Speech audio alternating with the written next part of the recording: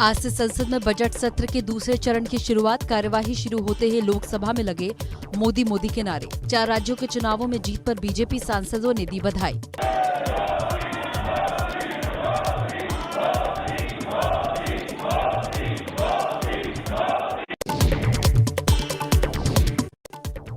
Amit Shah UP के पर्यवेक्षक बनाए गए। रघुवर दास को भी मिली पर्यवेक्षक की जिम्मेदारी। उत्तराखंड के लिए राजनाथ सिंह और मीनाक्षी लेखी पर्यवेक्षक बने।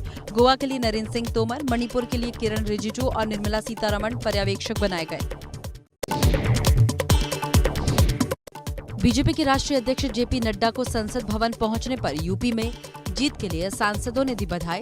यूपी में बीजेपी की हुई है प्रचंड जीत। दिल्ली में सीएम योगी का आज दूसरा दिन। राष्ट्रपति रामनाथ कोविंद से योगी आदित्यनाथ ने की शिष्टाचार मुलाकात। केंद्रीय मंत्री नितिन गडकरी से भी मिले। गडकरी से 45 मिनट चली बैठक में यूपी में चल रहे तमाम हाईवे प्रोजेक्ट्स को लेकर हुई चर्चा। यूपी में योगी सरकार का 20 या 21 मार्च को हो सकता है शपथ ग्रहण। 57 मंत्री ले सकते हैं शपथ। 22 से 24 कैबिनेट, 7 से 9 स्वतंत्र प्रभार के मंत्री हो सकते हैं।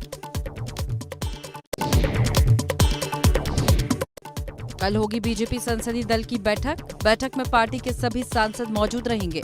4 राज्यों में मिली जीत के बाद ये पहली बैठक होगी जिसमें पीएम मोदी का भव्य स्वागत किया जाएगा। साथ ही पीएम मोदी का संबोधन भी होगा।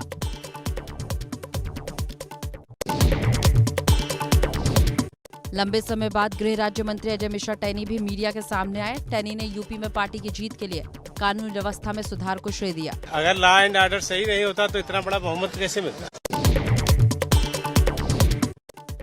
चुनाव में हार के बाद समाजवादी पार्टी का बीजेपी पर हमला। स्वामी प्रसाद मौर्य ने एबीपी न्यूज से कहा, कहीं न कहीं ईवीएम पर खेल हुआ। पोस्टल बैलेट से वोटिंग में समाजवादी पार्टी को ज्यादा वोट मिले। ईवीएम मशीन में भाजपा आगे और जो सपा आगे थी वो हो गई पीछे।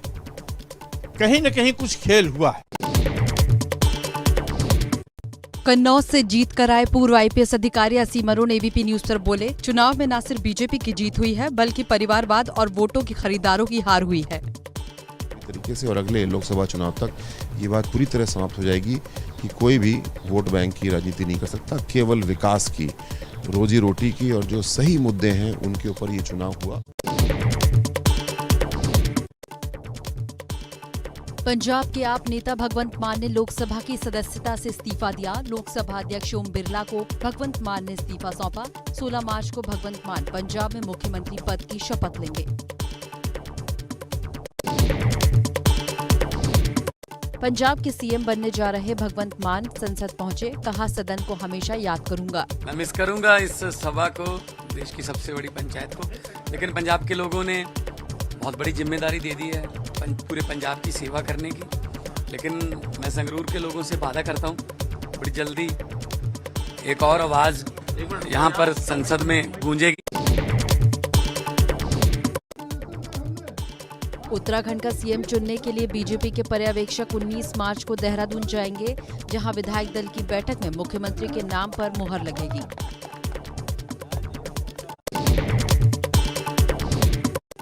दिल्ली में आम आदमी पार्टी के दफ्तर पर कार्यकर्ताओं की भारी भीड़। पुलिस ने कार्यकर्ताओं को रोका। एमसीडी चुनाव को लेकर आप कर रही है प्रदर्शन। बीजेपी दफ्तर का करेंगे घेराव।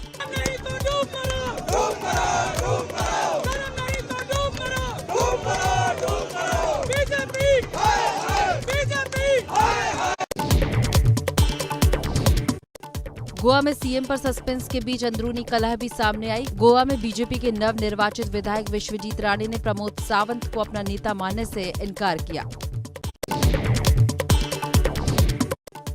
कल विश्वजीत राणे की ओर से स्थानीय अखबार में छपवाए विज्ञापन से सीएम प्रमोद सावंत की तस्वीर गायब। राज्यपाल से भी मिले थे बीजेपी विधायक विश्वजीत राणे।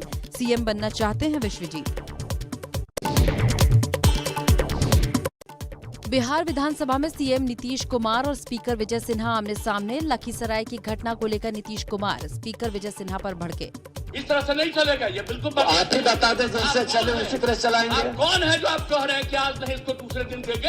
ये बात किसी भी तरह से मंजूर नहीं है। पूर्व सीएम फडणवीस के आरोपों के बाद सरकारी वकील प्रवीण चव्हाण ने दिया इस्तीफा। मामले की जांच सीआईडी को सौंप दी गई। फडणवीस ने सरकारी वकील पर नेताओं को फंसाने के लिए कई तरह की साजिश रचने का आरोप लगाया था। शराब की दुकान पर पत्थर मारने पर उमा भारती ने एबीपी न्यूज पर दी सफाई। उमा भारती ने कहा, पत्थर मारने का नहीं था इरादा, महिलाओं को रोता देखने के बाद पत्थर फेंका। शराबबंदी के लिए अभियान चलाया जाएगा। महिला का अपमान, असहाय का रुदन और गऊ की हत्या देखने वाले को मैं जिंदा नहीं छोड़ूंगा। जम्मू में डोगरा फ्रंट ने फिल्म कश्मीर फाइल्स के समर्थन में किया प्रदर्शन। कश्मीरी पंडितों के पलायन को लेकर जांच की मांग की।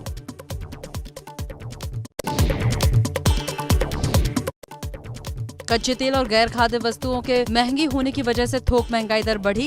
लगातार 11वें महीने 10% के पार। थोक मुद्रास्फीति जनवरी के मुकाबले फरवरी में बढ़कर 13.11% हुई। यूक्रेन और रूस के बीच छिड़ा महायुद्ध 19वें दिन भी जारी। कीव समेत कई शहरों में जबरदस्त बमबारी।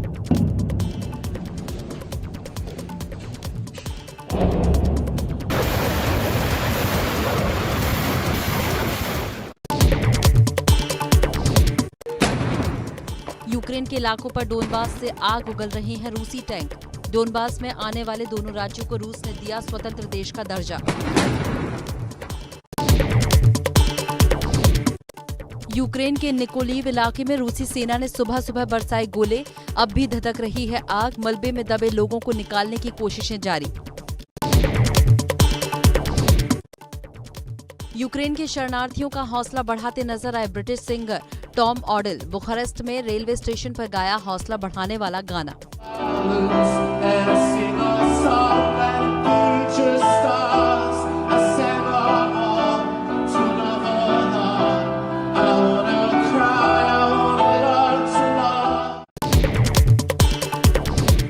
रूसी हमले में बच्चों के स्कूल भी बनाए जा रहे हैं निशाना।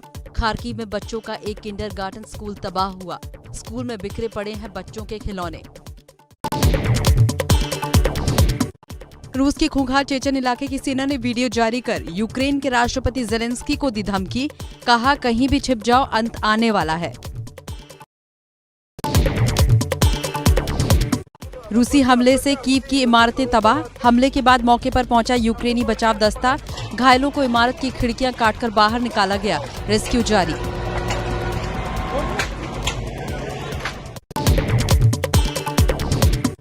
रूस के स्पेशल मिलिट्री ऑपरेशन के बाद यूक्रेनी सेना के हथियारों पर रूस का कब्जा। बख्तरबंद गाड़ियां, टैंकों और हथियारों की जांच करके रूस ने अपने कब्जे में लिया।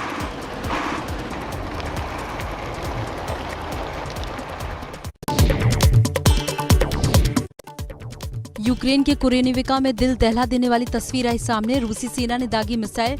जिस वक्त हमला बोला गया उस वक्त लोगों की हलचल रास्ते पर हो रही थी। रूस यूक्रेन के बीच चौथे दौर की बातचीत। यूक्रेन की तरफ से बातचीत का दावा किया गया।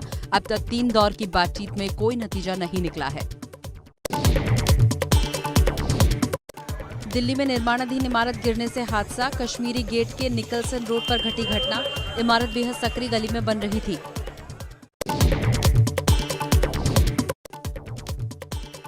जम्मू कश्मीर में सरपंच शब्बीर अहमद मीर की हत्या के मामले में बड़ा खुलासा। हिजबुल मुजाहिदीन के इशारे पर हुई थी हत्या। मामले में 3 गिरफ्तार। तीनों आतंकी हिजबुल से जुड़े थे। पुलिस ने हथियार और हत्या में इस्तेमाल वाहन जब्त किए।